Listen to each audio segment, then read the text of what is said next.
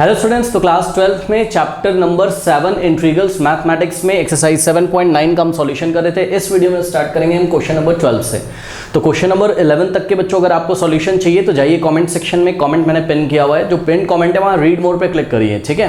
तो आपको पूरा सिलेबस आपका खुल के आ जाएगा। वहाँ पर आप इंटीग्रल चैप्टर नंबर 7 पे क्लिक करिए तो पूरा प्लेलिस्ट खुलेगा, उसमें थंबनेल पे आप देख लीजिएगा। इसके जस्ट पहले वाले वीडियो में पूरा प्लेलिस्ट आपको मिल जाएगा। आपको क्वेश्चन नंबर 1 to 11 का सॉल्यूशन इसके प्रीवियस वीडियो में बच्चों मिल जाएगा। इसके अलावा पूरा चैप्टर अगर आप पढ़ना चाहते हो तो उसका भी प्लेलिस्ट उसी लिंक से आपको मिलेगा। आप नीचे प्लीज जाके जो पिन कमेंट है बच्चों वहाँ पे रीड मोर पे क्लिक करके आप डिफरेंट टाइप्स ऑफ चैप्टर के लिंक चेक कर सकते हैं। अब आइए बच्चों स्टार्ट करते हैं हम क्वेश्चन नंबर 12 को। Okay, 0 to π/2 cos square x। अब ये तो सभी बच्चों को पता होगा। देखिए बच्चों, cos स्क्वायर x को आप क्या लिख सकते हो? देखिए cos 2 थीटा का आपने फॉर्मूला पढ़ा था, cos 2x is equals to 2 cos square x minus 1, ठीक है। अब ये 1 को आप लेफ्ट में भेज दो तो 1 आके इधर ऐड हो जाएगा, यानी कि हो जाएगा 1 प्लस cos 2x। अब तक तो इसकी आदत पड़ गई होगी। Is equals to 2 cos square x dividing by 2 on both side, ठीक है। 2 से 2 कैंसिल, तो cos स्क्वायर x की जगह आप लोग लिख सकते हैं क्या? आप लिख सकते हैं 1 plus cos 2x bye 2। Okay, तो ये मैंने जिन बच्चों को नहीं पता था उनके लिए बताया। तो बच्चों ये हो जाएगा आपका, अभी हम लिमिट नहीं लगाते हैं और cos स्क्वायर x की जगह हमने क्या लिख दिया? हमने लिख दिया 1 प्लस cos 2x बाय 2। अब इसको हमको इंटीग्रेट करना है, ठीक है। चलिए इसको इंटीग्रेट करते हैं। कैसे करेंगे बच्चों इसको इंटीग्रेट? इसको इंटीग्रेट हम इस तरीके से करेंगे, पहले हम इसको दो पार्ट्स में स्प्लिट कर देते हैं, यानी कि 2 से आप 1 में भी डिवाइड लगा दीजिए और cos 2x में भी। तो ये हो जाएगा आपका क्या? 1/2 और प्लस cos 2x बाय 2 का मतलब 1/2 से आप आगे मल्टीप्लाई भी कर सकते हो। 2 से 2 कैंसिल मत करना, ये cos के साथ एंगल है 2x। ओके, तो ये हो गया। इसको हमने 2 को दो पार्ट्स में स्प्लिट कर दिया, 1/2 प्लस 1/2 इंटू cos 2x, यानी कि cos 2x बाय 2 ही है एक तरीके से, ठीक है। अब इसको बच्चों इंटीग्रेट कर लीजिए। करना है इसमें कुछ नहीं है इस एक्सरसाइज में, जो आपका पुराना नॉलेज है वहीं से सारी चीज़ें हो रही हैं। आप देख रहे हो तो कोई खास चीज़ इसमें है नहीं। अब देखिए 1/2 का बच्चों इंटीग्रेशन क्या होगा? 1/2 तो ऐसे ही रहेगा, इंटीग्रल के बाहर आ जाएगा और अंदर 1 बचेगा। 1 का इंटीग्रेशन x के रिस्पेक्ट में x होता है, प्लस 1/2 इंटीग्रल के बाहर आ जाएगा और cos 2x का इंटीग्रेशन होता है आपका sin 2x। लेकिन ध्यान रहे स्टूडेंट्स, sin 2x तो होता है cos 2x का इंटीग्रल, बट x के कोफिशिएंट 2 से हम डिवाइड यहाँ पर लगा देंगे, ठीक है। तो यहाँ से हो जाएगा आपके पास 1/2x, या आप 1/2x को स्टूडेंट्स चलिए 1/2x ही रहने दो, plus sin 2x into 1 sin 2x हो सकता है, और 2 2 4 तो 1/4 आप आगे ऐसे करके लिख सकते हो। यही आपका क्या है? कैपिटल f ऑफ x है। Now applying second fundamental theorem of calculus, ठीक है। तो ये अगर आपका i है तो i is given by i is equals to what? f of upper limit means f of π/2 minus f of 0। Okay, तो f ऑफ π/2 यानी कि इस फंक्शन में बच्चों जहाँ जहाँ x आ रहा है वहाँ वहाँ π/2 रख दीजिए, तो क्या हो जाएगा? 1/2 इंटू x की जगह π/2, तो 1/2 इंटू π/2, ओके, और प्लस 1/4 इंटू साइन क्या है? sin 2x है, तो sin 2 इंटू एक्स की जगह π/2। और ध्यान रखिएगा इसको आप ब्रैकेट में ले लो, बिकॉज sin 2x था, मतलब sin के लिए एंगल क्या था? 2x, तो 2 इंटू एक्स की जगह π/2। तो ये हो गया बच्चों अपर लिमिट, और माइनस लोअर लिमिट यानी कि f ऑफ 0, इसको हम ब्रैकेट में रखेंगे। f ऑफ 0 कैसे फाइंड करेंगे? इस फंक्शन में जहाँ जहाँ x आ रहा है वहाँ हम 0 रख देंगे, तो क्या हो जाएगा? 1/2 इंटू एक्स की जगह 0 और प्लस 1/4 इंटू साइन 2x की जगह हमने 0 रखना है, ठीक है। इसको आप सॉल्व कर लीजिए, जो भी होगा that will be your answer. तो देखिए स्टूडेंट्स, पाई इंटू 1 पाई, और 2 2 क्या होता है? 4, और प्लस अब देखिए 2 से 2 गया, साइन पाई कितना होता है? 0, और 1/4 इंटू 0 ये हो गया 0, माइनस अब इस ब्रैकेट में देखिए 1/2 इंटू 0 0, और plus 1/4 into sine 2 into 0, 2 into 0 0, sine 0 0, 0 into 1/4 ये भी आपका 0 हो गया। तो यहाँ सब 0 0 बच गया, तो सिंपली आपके पास आंसर जो आ जाएगा बच्चों वो आ जाएगा क्या? π/4 is your required answer. Number 13 देखिए, इंटीग्रल ऑफ लिमिट है 2 to 3 और x/x² + 1। इसका हमको इंटीग्रेशन करना है बच्चों, तो बहुत इजी। पहले इंटीग्रेशन विदाउट लिमिट्स करते हैं हम, यानी कि इंटीग्रल ऑफ x/x² + 1 dx। अब देखिए ये तो बहुत ही ईजी है। कैसे करोगे इसको? x² + 1 को आप t अज्यूम कर लोगे, है ना बच्चों। तो यहाँ पर आपने क्या किया? x² + 1 को आपने लेट कर लिया t, differentiating both side with respect to x। x² का डेरिवेटिव 2x, 1 का 0, और t का क्या हो जाएगा? dt/dx, dx लेफ्ट में आ जाएगा। Now dividing by 2 both side, 2 से 2 गया तो आ गया x dx is equals to dt/2 का मतलब 1/2 dt। ओके,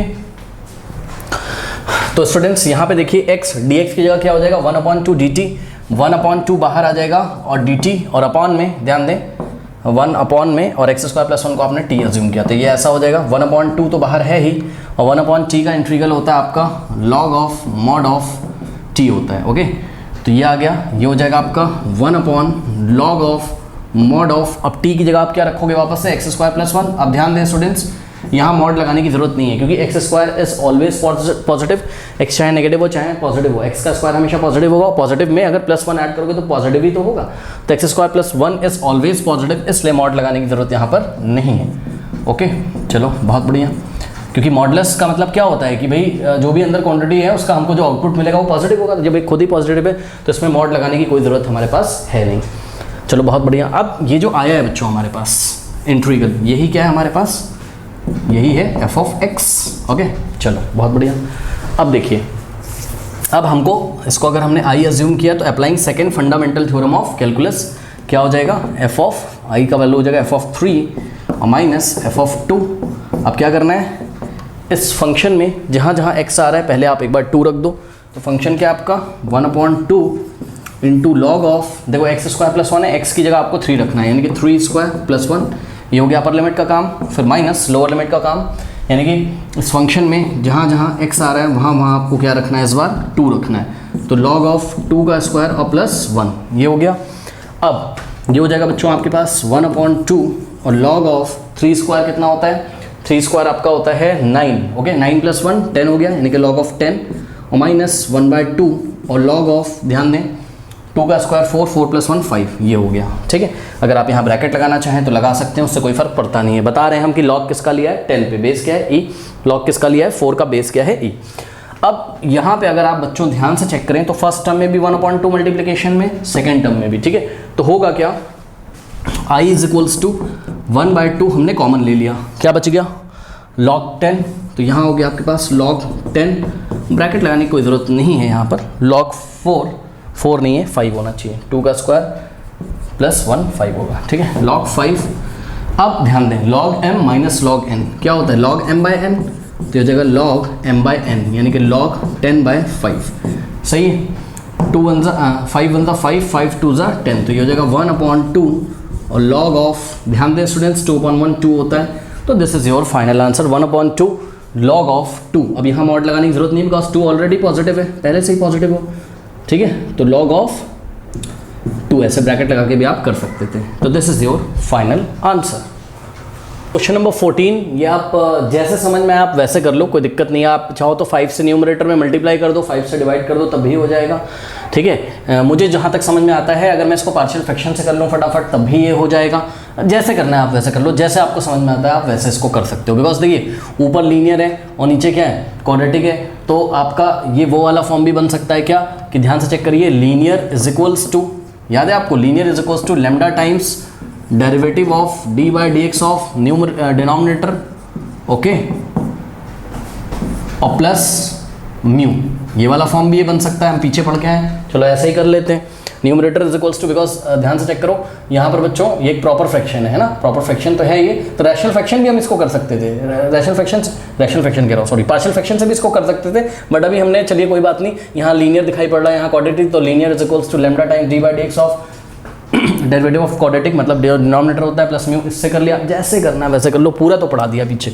ठीक है, तो ये हो जाएगा आपके पास क्या 2x + 3 = लैम्डा टाइम्स, अब डेरिवेटिव ऑफ 5x² क्या हो जाएगा 10x, 1 का होता है स्टूडेंट 0 और प्लस म्यू, तो यहाँ से आ जाएगा आपके पास 2x + 3 = लैम्डा इंटू 10x क्या हो जाएगा 10 लैम्डा x और प्लस म्यू, सही है। x का कोफिशिएंट क्या है यहाँ 10 लैम्डा, यहाँ क्या है x का कोफिशिएंट 2 है, ओके, तो 10 लैम्डा = क्या आ जाएगा 2 आ जाएगा, डिवाइडिंग बाय 10 बोथ साइड, तो 10 से लेफ्ट में 10 से राइट में डिवाइड, 2 1 2 5 तो लैम्डा = 1/5 आ गया। ठीक है स्टूडेंट्स, तो लैम्डा आ गया आपके पास कितना 1/5। Now comparing the constant terms, इधर कांस्टेंट टर्म 3 है, इधर म्यू है कांस्टेंट टर्म ओनली, तो म्यू = कितना आ गया 3 आ गया। ठीक है, तो ऐसा हो गया हमारे पास, यानी कि ये जो लीनियर फॉर्म है इसको हम क्या लिख सकते हैं, इसको हम लिख सकते हैं, ध्यान से चेक करिए, यहाँ लैम्डा और म्यू की वैल्यू रखिए, लैम्डा कितना है स्टूडेंट्स, लैम्डा है आपका 1/5, ठीक है, तो इसको हम लिख सकते हैं 1/5 इंटू 10x और प्लस म्यू की जगह 3।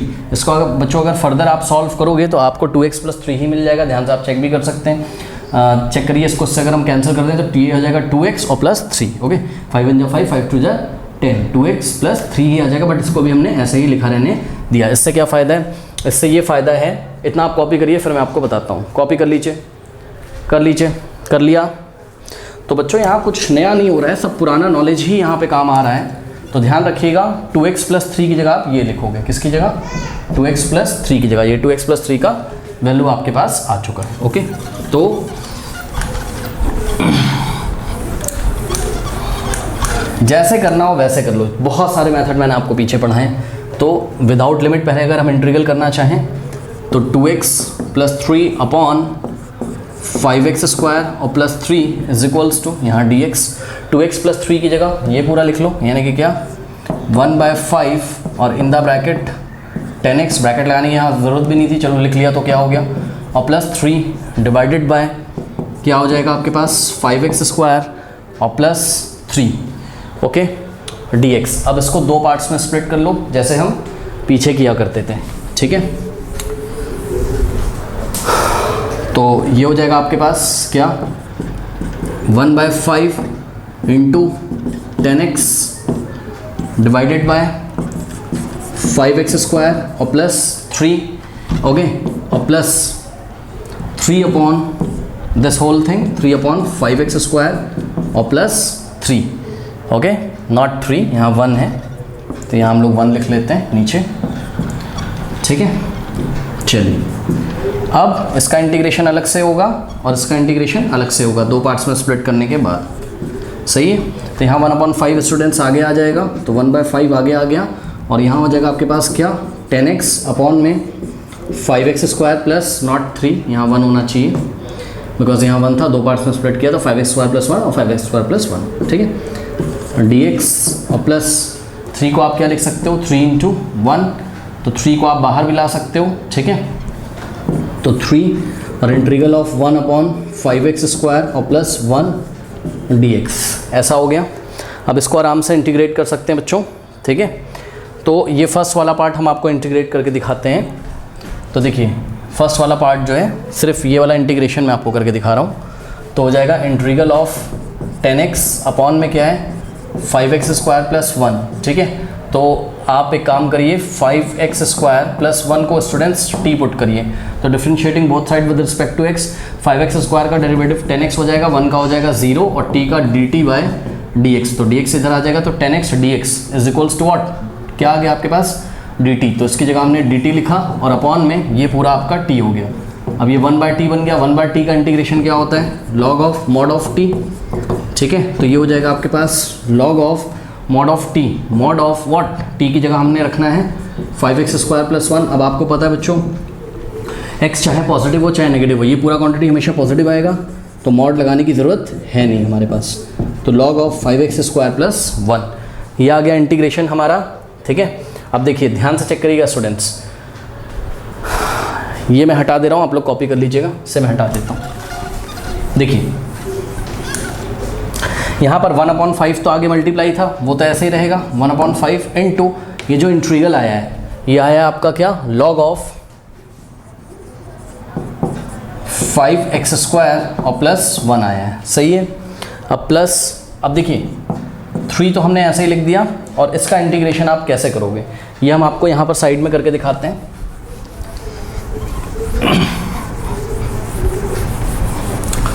चलिए इसको साइड में करते हैं। क्या है आपके पास 3 × इंटीग्रल ऑफ दिस क्वांटिटी, तो इंटीग्रल ऑफ 1/5x² + 1। अब देखिए क्या करेंगे, यहाँ से 5 कॉमन ले लो। ठीक है, तो यहाँ से अगर आप 5 कॉमन ले लोगे तो 1/, ध्यान दीजिए बच्चों नीचे से ये ऐसे ब्रैकेट लगाओ और यहाँ से आपने 5 कॉमन लेना है, तो x² और प्लस यहाँ से तो 5 कॉमन आ गया, 1 में 5 नहीं था इसलिए 5 से हमने डिवाइड कर दिया। अगर आप 5 से अंदर मल्टीप्लाई करोगे वापस ऐसा मिल जाएगा ना, तो इस तरीके से 5 हमने कॉमन लिया। अब आप इसको 1 को 1 × 1 भी लिख सकते हो और 1/5 इंटीग्रल के बाहर आ जाएगा, तो 1/5 बाहर आ गया, क्या हो गया 1/x² और प्लस 1/5 को आप क्या लिख सकते हो 1/√5 का स्क्वायर। ठीक है ना, लिख सकते हो कि नहीं बताओ भाई, 1/√5 का स्क्वायर करो 1/5 ही तो आएगा। अब ऐसा हमने क्यों किया, क्योंकि आपको स्टूडेंट्स फॉर्मूला पता है integral of 1 upon x square plus a square क्या होता था, ये होता था 1 upon a into tan inverse x by a, ये फॉर्मूला आपने पढ़ा है, ठीक है। तो ये बाहर तो 1/5 ऐसे ही है, और देखिए 1 upon x square plus a square, ए की जगह क्या है 1 अपॉन √5, तो क्या जाएगा 1 अपॉन ए, यानी कि 1 अपॉन ए की जगह क्या आएगा बताइए 1/√5, तो 1 अपॉन ए की जगह 1/√5 1 upon a into tan inverse x by a, तो एक्स बाय ए की जगह 1 अपॉन √5, सही है। अब इसको थोड़ा सा अगर आप सॉल्व करोगे ये √5 आपका ऊपर चला जाएगा, तो क्या हो जाएगा √5 इंटू 1 √5 इंटू 1 √5, ओके।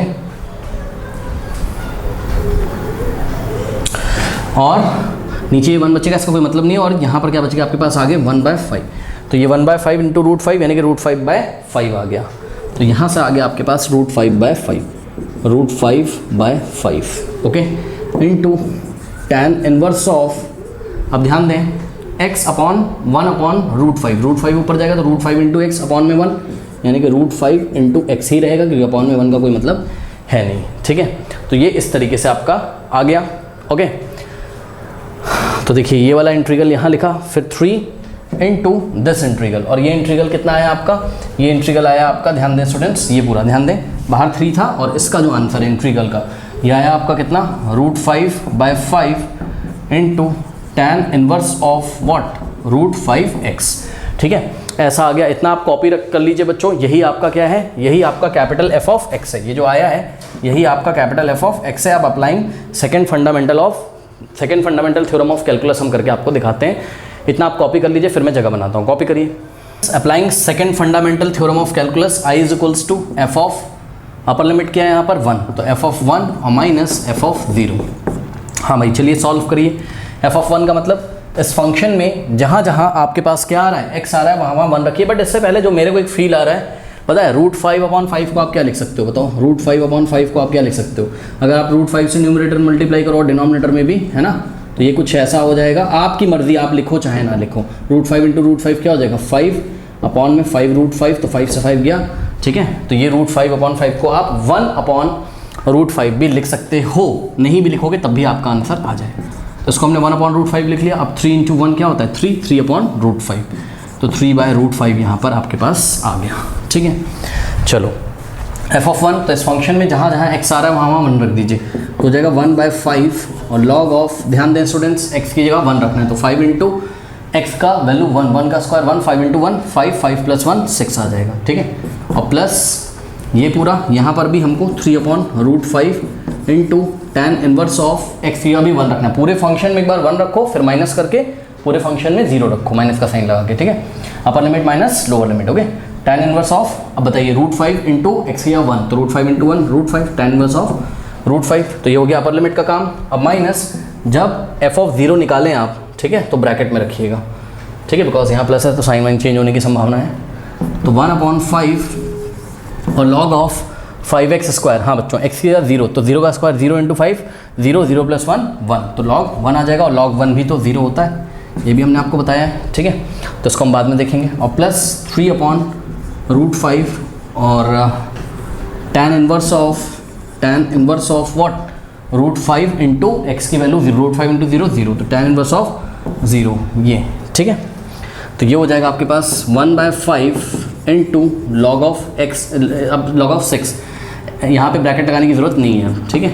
और 3/√5 plus 3/√5 tan inverse of √5, okay, minus, अब ध्यान दें log 1 कितना होता है बताइए 0, तो ये क्या हो जाएगा 1/5 इंटू 0 0, और 3/√5 टैन इनवर्स 0 भी तो 0 होता है, ठीक है, 0 इंटू 3/√5, तो यहाँ भी 0, यहाँ भी 0, 0 प्लस 0 0, और माइनस 0 करेंगे तो कोई फ़र्क पड़ेगा नहीं, यहाँ 0 आ जाएगा, इसलिए यही हमारा क्या है आंसर है, ठीक है स्टूडेंट्स। अब यहाँ ब्रैकेट लगाएं चाहे ना लगाएं उससे फ़र्क पड़ता नहीं है, तो 1/5 into log of 6 plus 3/√5 into tan inverse of √5, okay. Question number 15 देखिए, लिमिट है 0 to 1 x इंटू e⁻x², बहुत ईजी क्वेश्चन है, देखते ही आप पहचान गए होंगे। x² को स्टूडेंट्स सबसे पहले तो विदाउट लिमिट हम इंटीग्रेट करेंगे, तो x² को अगर आप t सब्सटीट्यूट कर दीजिए तो बात बच्चों आपकी बनती हुई नजर आएगी, ओके।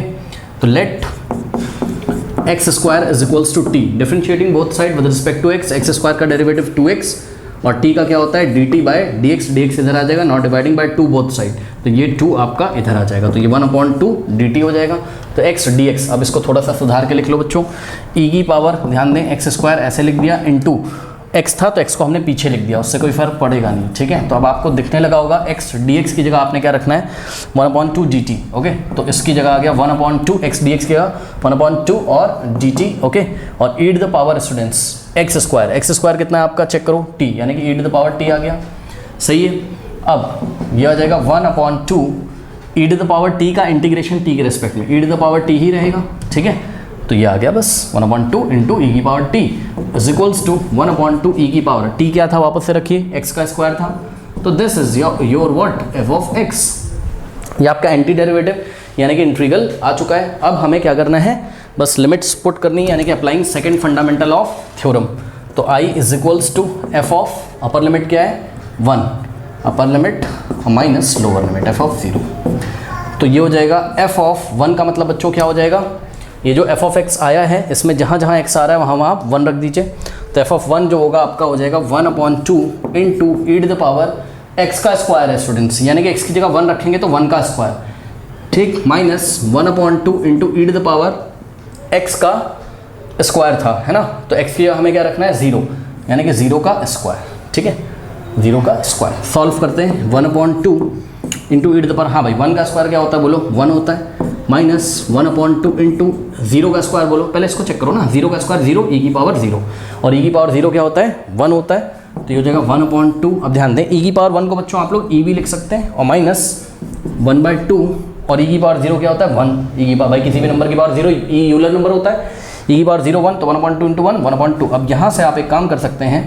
देखिए 1/2 इंटू 1 आ गया, अब यहाँ से 1/2 अगर आप कॉमन लेंगे तो फर्स्ट टर्म में 1/2 बाहर चला गया तो ई बचेगा, और माइनस 1/2 सेकेंड टर्म में बाहर चला गया तो 1 बचेगा। This is your required answer.